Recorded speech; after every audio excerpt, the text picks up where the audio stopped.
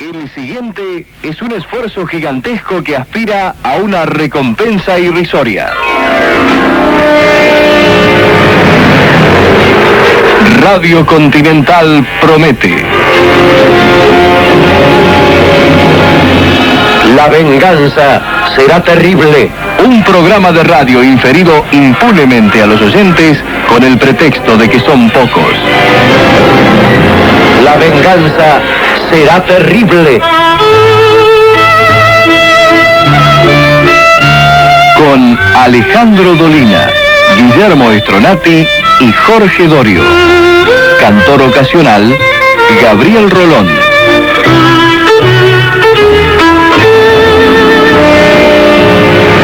La venganza será terrible. Un equipo que otorga ventajas para seguir siendo soberbio en la derrota.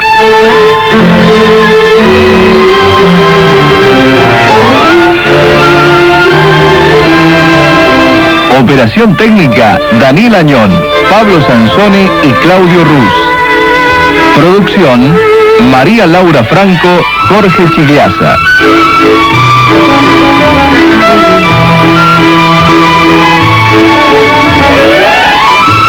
Señoras, señores, con ustedes, los intérpretes. Buenas noches.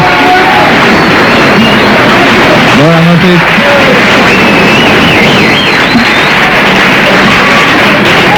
Bueno, mientras sigue llegando gente aquí al Café Tortoni, vamos a comenzar con un auspicio de orden general. Adelante, Tronati. Muy bien, auspician este programa Café Cabrales. Cabrales significa buen café. Bríndese Medicorp Argentina. En medicina privada todo mejor, nada parecido. Medicorp Argentina, 815-1277. Existe un futuro mejor. Solo hay que saber elegirlo. San José AFJP, su opción. Casa América, el hogar de la música. Casa América. Dolina, usted. Bueno,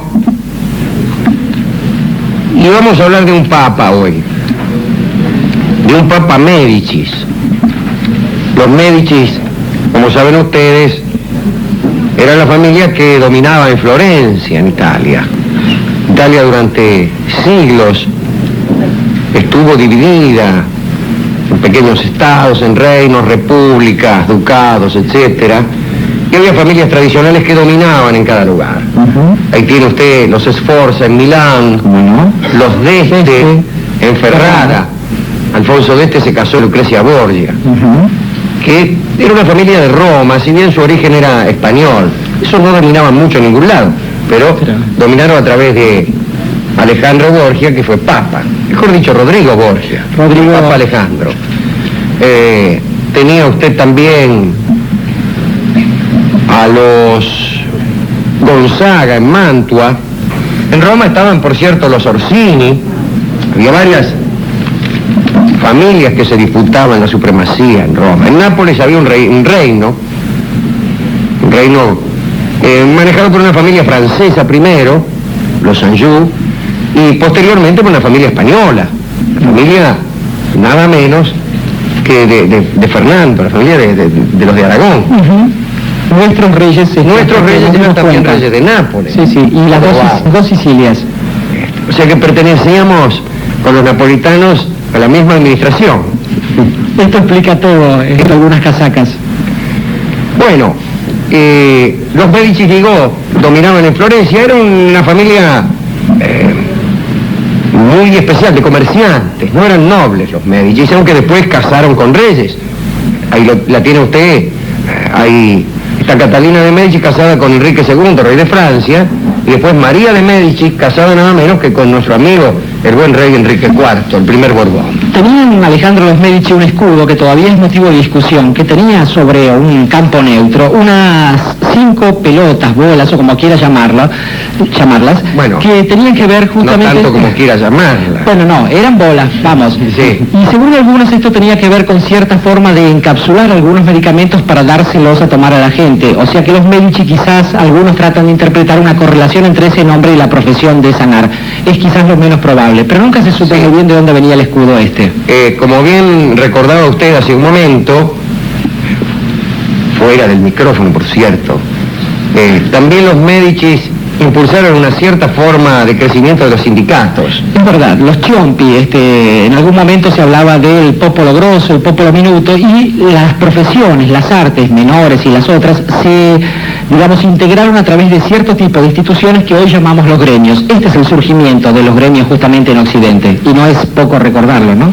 Solían también, como muchas familias poderosas, rodearse de artistas. En esto no habían inventado nada, desde luego, pero habremos de decir que este Giovanni de Médicis, que fue electo papa a los 37 años, era el segundo hijo de Lorenzo el Magnífico, tal vez el más reconocido mecenas entre los Médicis.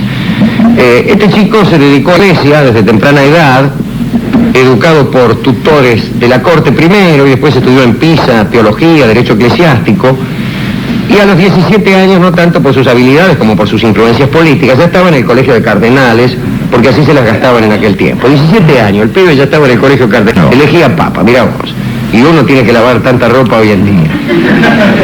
De todos modos, tan rápida fue su carrera que recién se consagró obispo, después de su sorpresiva elección como papa. Tenía 37 años cuando lo eligieron como papa. A todo esto, desde la muerte de su hermano mayor, estaba dedicado a restaurar el poder de los Médicis en Florencia, que habían sido momentáneamente derrocados por los partidarios de Savonarola, aquel tipo de quien alguna vez habremos hablado aquí. Está en la Piazza de la Signoria, en Florencia, el lugar donde dicen que cayó Savonarola. Mentira, debe ser un lugar cualquiera, pero... Está su celda también ahí en Florencia, el lugar donde estuvo recluido durante todo ese tiempo que estuvo preso y se desarrolló el proceso, y algunos, los más ascéticos de los políticos, a mediados de los años van a visitar esa celda como si ahí pudieran encontrar inspiración, y lo encuentran, pero siempre para la derrota.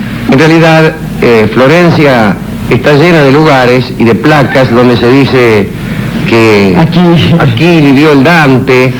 Yo mismo he dormido en una casa. Hay una placa ahora que dice. Sí. Aquí Apolilló Dolina. Y el tipo lo primero que me dijo cuando me recibió, dice, con esta casa, en fin. Sí. Pero no le creí mucho porque realmente creo que el Dante habrá tenido muchas cosas que hacer en su vida, incluso escribir la comedia, como para permitirse andar pernoctando en todas y cada una de las casas de Florencia y aledaños. Pero volvamos a Giovanni de Médicis, electo papa a los 37 años, con el nombre de León, León X. Vamos a gozar del papado que Dios nos dio, escribió León X a su hermano después de su nombramiento.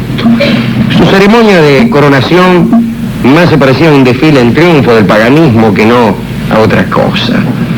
Más de 2.000 cargos religiosos, y gracias a la venta de esos cargos, bueno, fluyó a los cofres de León un montón de guita para mantener el tren lujoso en que le gustaba vivir. Se dedicó, y ahí gastó mucha guita, a terminar la obra empezada por su predecesor, Julio II, el que volvía loco al Michelangelo, que era la Basílica de San Pedro. Recordarán que habían tirado abajo la antigua y milenaria basílica edificada quizá por el propio Constantino, y la habían reemplazado, o la habían empezado a reemplazar por otra que todavía estaba en construcción, que era San Pedro. Para eso se necesitaba mucha guita, pero muchísima. Y entonces, como no alcanzaba el vento, se les ocurrió hacer algo que parecía que no tenía mucha importancia, pero veremos cuánta ha tenido, que es vender indulgencias. Por una módica suma, en fin, se vendían perdones. Vos pecabas y dabas unos mangos y te perdonaban. No era exactamente así, no hay que ser tampoco tan tendencioso, pero era algo bastante parecido. Dicen del Papa León que pudo haber sido un papa perfecto si es que hubiera tenido algún conocimiento de religión. En todo lo demás era realmente espectacular. Se rodeaba de artistas, organizaba banquetes. En los banquetes se servían manjares tales como lenguas de pavo, tartas de las que volaban ruiseñores vivos. Qué rico. Un asco realmente. Un asco, pero bueno, un asco lujoso. Había, ya que hablábamos el otro día de la proliferación de enanos en las cortes españolas, también aquí lo sabía. El Papa León era Era muy afecto a la buena mesa y podía comerse 20 pollos de un saque. 20 pollos de un saque. Oh, hermano. Y además pollo. Se ve seco el pollo. Pechuga. Ya uno con media pechuga. Uno lo come nada más que cuando está enfermo. Sí. Sacar cuenta, lastrarse 20. Muy bien. Tenía también un elefante, dicen, llamado Hanno, regalo del rey del Portugal, y que estaba entrenado para hacer toda clase de reverencias ante el paso del Papa. Había un cardenal muy amigo de él, que era el cardenal de Siena, Alfonso Petrucci se llamaba, y también era entusiasta de ese despilfarro. Pero él y otros amigos se desilusionaron del Papa León al ver que el tesoro del Vaticano se usó en la guerra contra Urbino. Vamos, León quería ser gobernante de Urbino a su sobrino Lorenzo, y entonces gastó muchísima guita en esa guerra. Petrucci y sus amigos vieron mal esto porque querían que el dinero se reservara para el lujo de la corte. Por otra parte, el Papa reemplazó al hermano de Petrucci, que era gobernante en Siena, por un favorito de los Medici, y se apoderó, como solía hacerse en estos reemplazos, de toda la fortuna del reemplazado. Y entonces, este muchacho Petrucci, cardenal Petrucci, 27 años tenía en ese entonces, un joven cardenal, decidió actuar. Empezó a tramar una conspiración para asesinar al Papa. Cometió la indiscreción de incluir a otros cardenales en el estofado y de escribir incluso al depuesto duque de Urbino para ver si quería participar. Eso era verdaderamente indiscreto. ¿Cómo va a escribir uno una carta al depuesto duque de Urbino diciéndole, che, dice, vamos a asesinar al Papa, ¿te prendés o no te prendés? Y además en público llegó a exclamar que él tenía ganas de apuñalar al Papa. Los agentes papales interceptaron su correspondencia, empezaron a espiarlo, le leían lo que el tipo escribía, después le pegaban la carta de nuevo, y León, allá por mayo de 1517, se enteró del plan. Así dijo, muy bien, ahora vas a ver quién soy yo.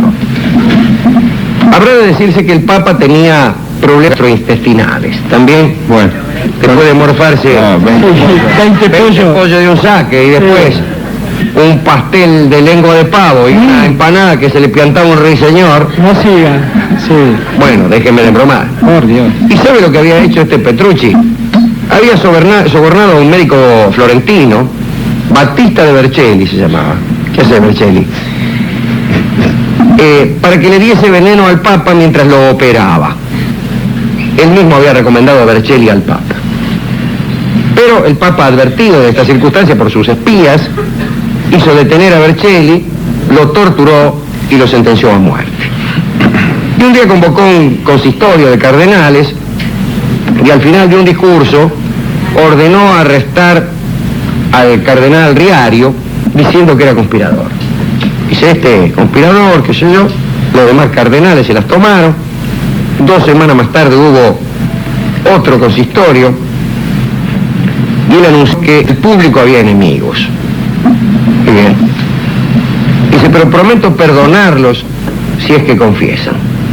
Nadie dijo nada, y entonces empezó a encarar uno por uno a los cardenales y les preguntaba, ¿inocente o culpable? Y parece que tenía una mirada muy penetrante el Papa León, y 2 cardenales, el cardenal Adriano y el cardenal Soderini, así se llamaba la casa y los dueños de esa casa. Me estoy refiriendo al lugar donde yo dormí en Florencia, donde decían que había dormido una vez en Dante. Los Soderini son de todos modos una de las familias más viejas de Florencia. Bueno, estos 2 cardenales cayeron de rodillas ante León y le pidieron perdón.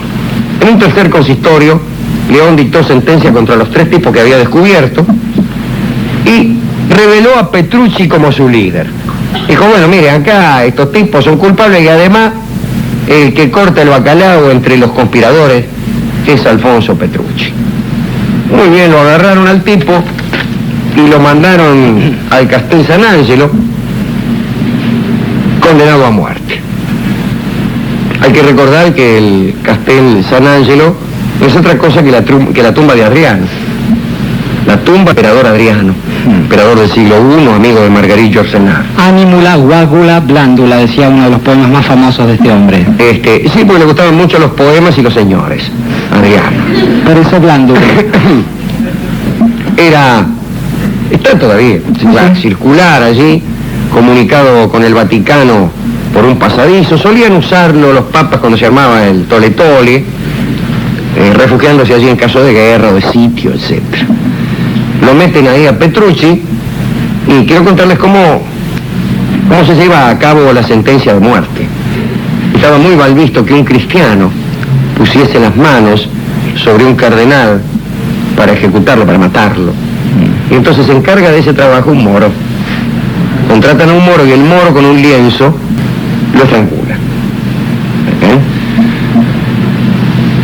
Había nombrado por otra parte en esa misma época el Papa 31 nuevos canales, todos los cuales se pusieron porque no era gratis, entre los que figuraban 2 primos carnales y 3 sobrinos. Desde luego se ocupaba muchísimo de su familia el amigo León. Era aliado de España, logró que Luis XII, el rey de Francia, renunciara a Milán y a Nápoles, pero viene el sucesor de Luis XII, que no es otro que nuestro amigo Francisco I de Valois, y avanza sobre Italia Francisco, vence en Marignano, y ahí viene un gran error de León. 2 grandes errores. El primero es este. Se muere Maximiliano, el emperador del Sacro Imperio Romano. ¿Quién era Maximiliano? Maximiliano era el padre de Felipe el Hermoso, marido de Juana la Loca, hija de los Reyes Católicos. Ese era Maximiliano. Se murió Maximiliano. El cargo de emperador del Sacro Imperio Romano era electivo. No electivo, que hacían elecciones y ganaba eso Framini. Nunca ha ganado Framini, además. Era entre los príncipes electores, entre ellos se iban cosas así, algo parecido a la elección de Papa también. Tenía mucho de político, en fin, de que yo te doy esto, yo voto por vos, pero vos me das aquello, en fin. Y León hacía fuerza por Federico de Sajonia, que era uno de los candidatos. El otro candidato era el propio Francisco I, rey de Francia, que estaba desesperado por ser emperador. Y el otro era el hijo de la hija, mejor dicho, era el hijo del hijo de Maximiliano. O sea, el hijo de Felipe el Hermoso y Juana la Loca. Era Carlos de España. Era Carlos de España, que es el que gana. Y se convierte en Carlos I de España, pero también Carlos V del Sacro Imperio Romano. El más grande, además. El más grande y el más poderoso de todos los emperadores. Bueno, pero este había apostado en contra. Y ahí tiene que aguantarse a Francisco I, a Carlos V, en fin. Uno le va muy mal en eso. Pero todas estas cuestiones eran relativamente pequeñas ante un hecho que León ni siquiera registró. Construcción de San Pedro, se gastaba mucha guita, empiezan a vender indulgencias. Y el día 31 de octubre de 1517, un monje clava un papel con unas 95 tesis en la puerta del castillo de Wittenberg. Y ese tipo se llamaba Martín Lutero. Y ese era el punto de partida para el cisma más formidable que la Iglesia haya soportado jamás. Y cuando se enteró de este hecho, el Papa León dijo: el hermano Martín tiene mucho talento, pero esto no es más que un pleito de monjes. Y se quedó tan tranquilo. No había sabido ver.